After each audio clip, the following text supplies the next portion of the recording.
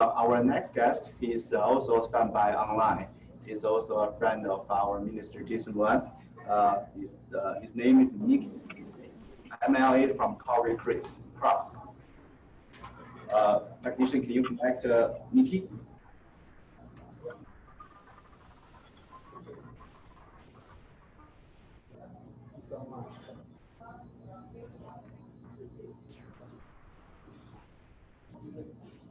Hello, Nikki? Can you hear us? Hello?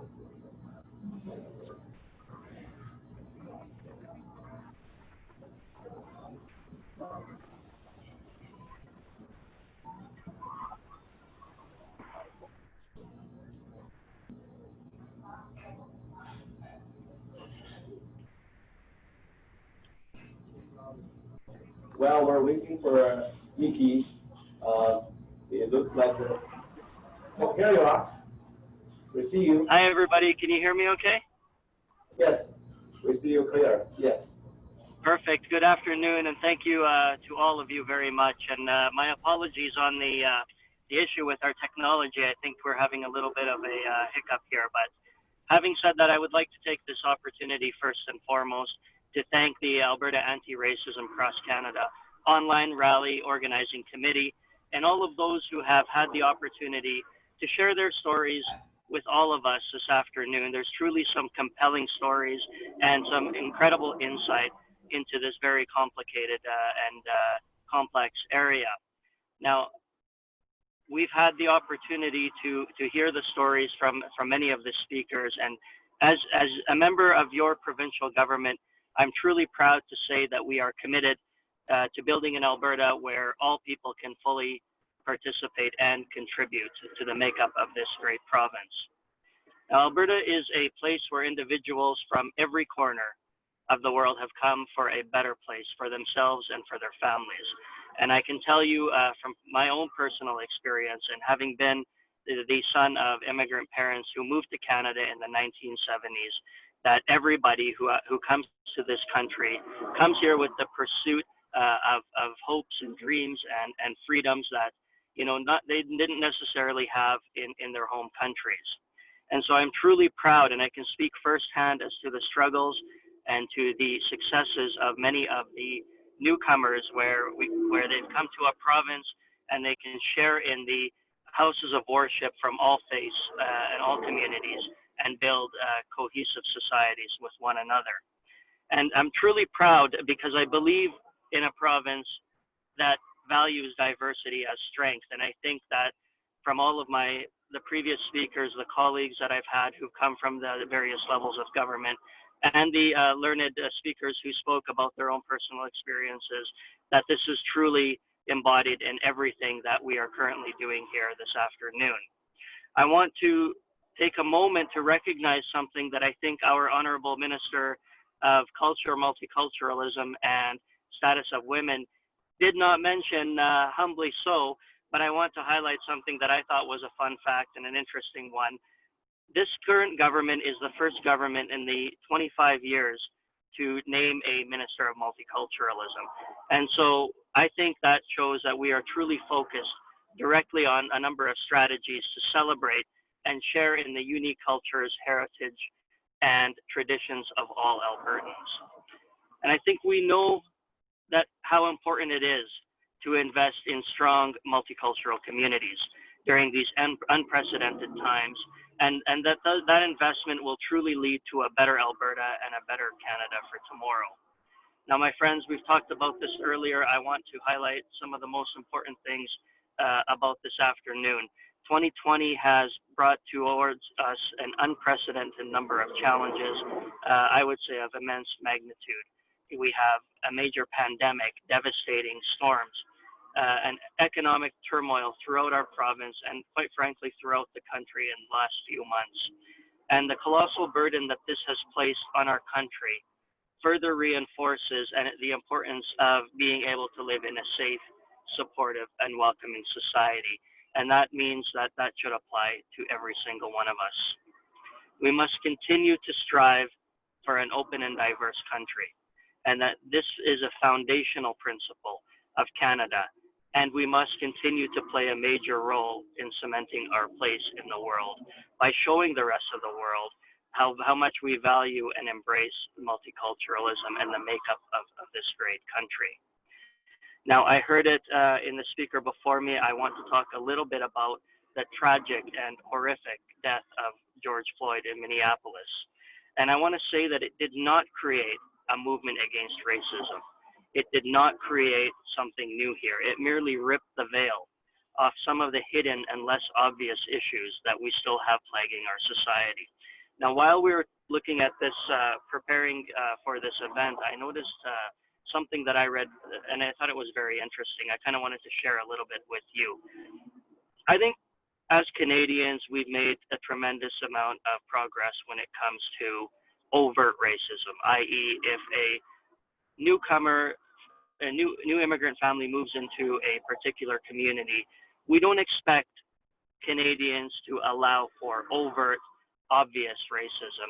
And the real issue and the real challenges that we have to deal with in 2020 actually stem from what was spoken about earlier, and that is really the systemic and the institutionalized racism that still plague all of our countries, including Canada, very much today. The extraordinary protests that we saw following the George Floyd death sparked shows that we don't have to be set in our ways, that change is possible, that change is actually mandatory. We've begun to see many of these amazing changes already, and we will continue, I'm confident, to see many more as the days go by.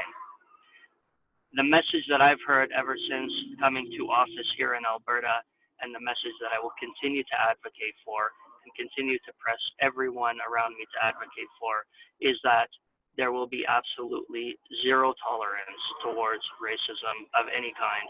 And I can tell you from personal experience that all of our government caucus members have absolutely no tolerance for this, and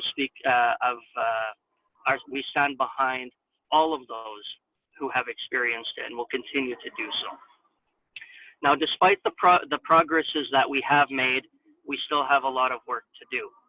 We must take the black stains on our history and use what we've learned to improve all of Canada. The periods that we've spoken about earlier, including things like Japanese internment camps, the Chinese head tax, and perhaps something that I'm very, very passionate about, the residential school atrocities, can never be repeated or justified. For those of you who do not know this, in my previous life prior to running for office, I was a lawyer working with the residential school survivors for almost a decade, and I've seen firsthand the atrocities that were committed against our Indigenous peoples, and I've seen how the generational impacts have been, and quite frankly, I would characterize it as nothing less than institutionalized racism and cultural genocide.